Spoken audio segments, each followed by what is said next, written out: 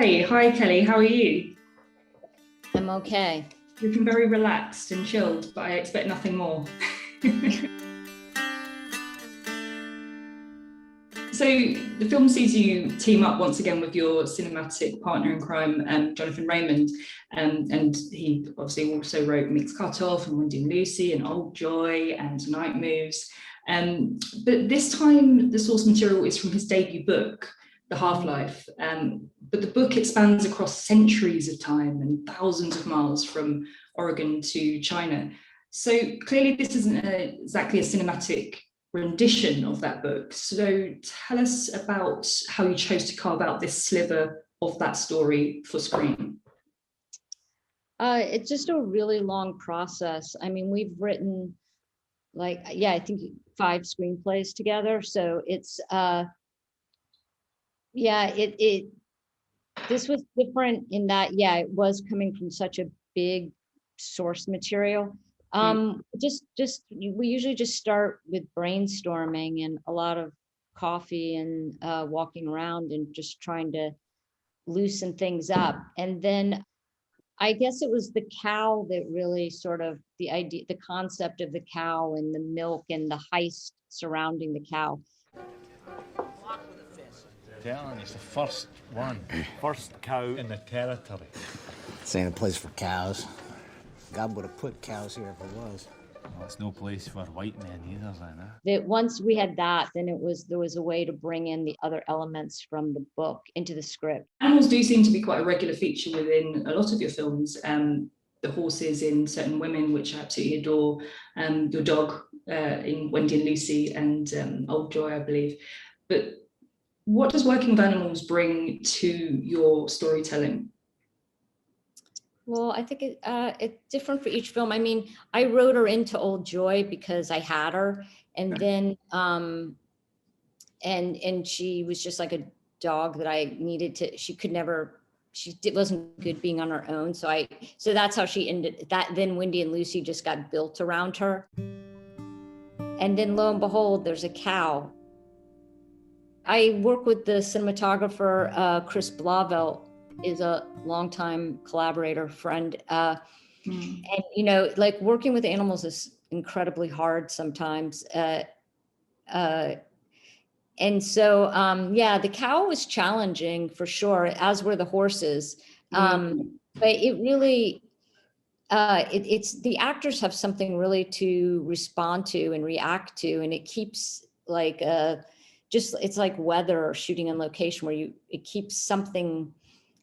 You have everything is so planned out, and then you have this element that's just going to do what it's going to do, and you are trying to fit your program in with their program. So it's quite, I don't know, it's always a learning curve for the crew because we have to really become quite stealth in our process and in our shooting and slow down and become quiet, and the animal rules the day. Yeah, so, I bet. much to the chagrin sometimes of the actors, they, like Mixed Cut Off, like if the oxen got it right, I was like, it's perfect. Michelle Williams would be like, that was a horrible take. And I was like, no, it'd be great,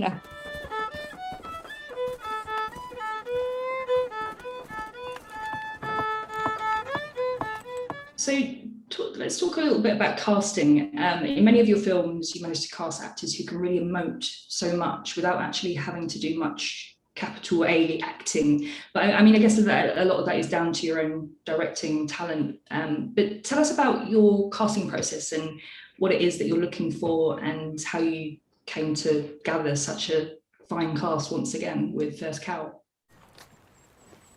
John Magaro was someone we were all familiar with and liked his work, and he's so particular. I knew him from Todd Haynes' film Carol, and he's just quite a chameleon. But so I was Skyping with him or whatever and talking to him, and he had these, I just really enjoyed him so much and thought he would be such an interesting cookie and not what I was used to seeing in a Western. So he was, not to say anything was really easy, but he was, the search for King Lou went on for quite a long time. And we were sort of searching the globe for King Lou's and watched hundreds and hundreds of people. And, really some of it was so depressing because you realize what Asian actors go through and how small the choices are for them. And but Orion Lee lived in London, and he read quite a few times, and his reading just kept kind of and we were talking along the way, and while I was watching other people, and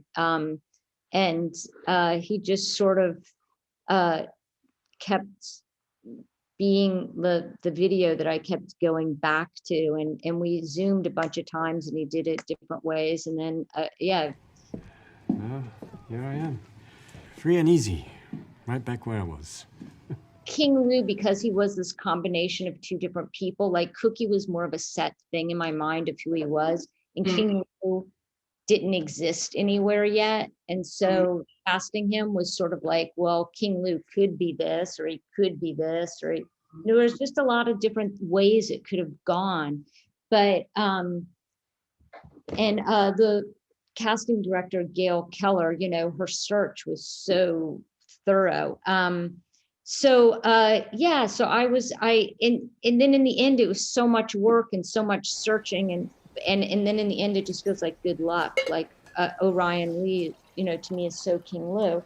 I can't picture anyone else now.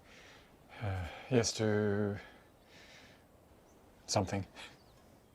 They were always interesting to watch when filming, and that's really amazing. If it's like, sometimes you don't really feel that till you're in the editing room, but with those guys, I was really intrigued with them always. So that was great. That was really cool. Yeah. Yeah, they really worked beautifully together. There was a chemistry for sure. And did you have to do any exercises beforehand to get them so comfortable with one another?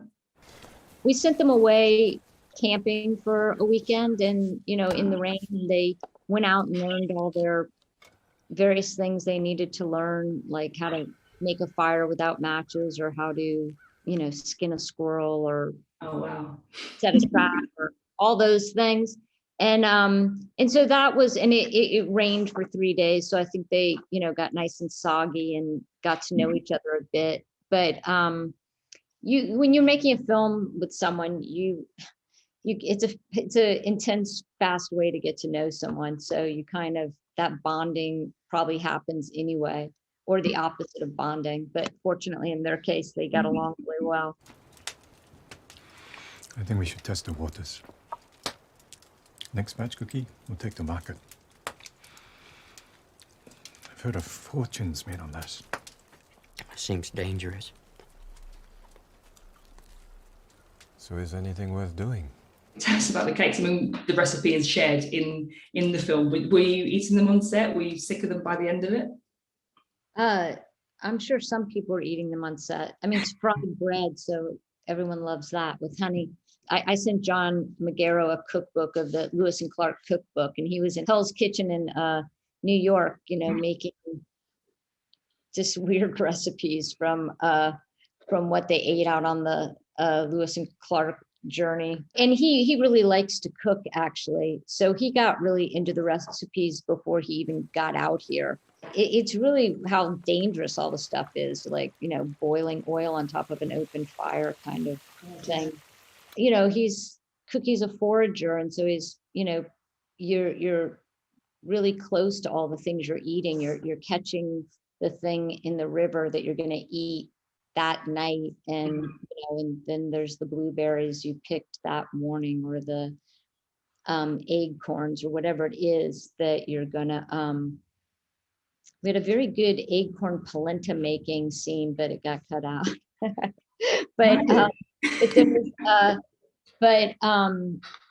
Yeah, so that but it's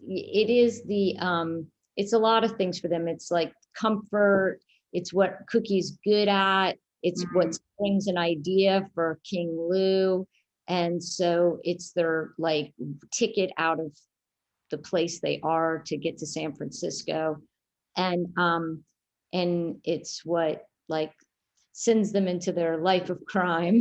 Could buy an acre in California for that. It's a start, all right. It won't last much longer, though.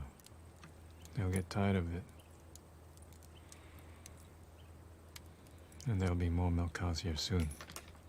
Many of your films are actually set in Oregon. Tell us about your relationship there, and what is it about that location that keeps bringing you back? I mean, before First Cow, we were shooting in Montana, which maybe looks all the same to people who know, like, you know, it has mountains, so it's pretty different actually. But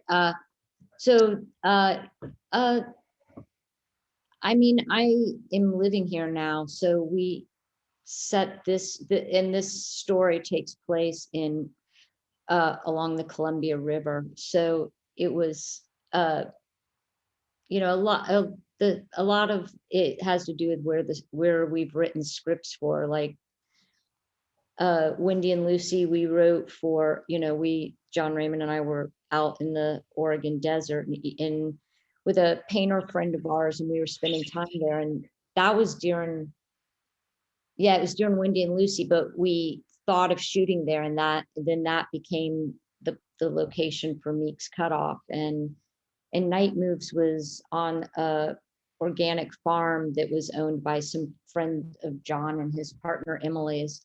And the politics of the farm were interesting, and John brought me down there, and so the script got built off that farm, you know, off the idea of that farm. So it's different, but this again was, you know, like it was all written for this area. So, you know, my scouting used to be much huger. I'd go all over the country and, you know, really wear myself out deciding what state to shoot in, and then ultimately end up in Oregon. And finally, now that people have seen the film and are perhaps trying to decipher what this film means to them and what it's trying to say, what's something that you would like them to know about your own journey of bringing this film to life that you'd like them to think about or just know? No, I would not like them to think of any of those things. I just want people to go have a movie experience and come to what they may without all the extra outside stuff to consider. Maybe these actors aren't even known to them, which is great, so they can really just be characters. I wanted to say thanks to MUBI. I'm glad that it's out there and that you'll all get to see it. Yeah, absolutely. Yeah, I just think that bringing it to a wider audience is just the best thing right now, at a time when we certainly need good storytelling to heal, essentially, from what's been a very, very difficult year for the world. And I think this movie is part of that healing process for sure.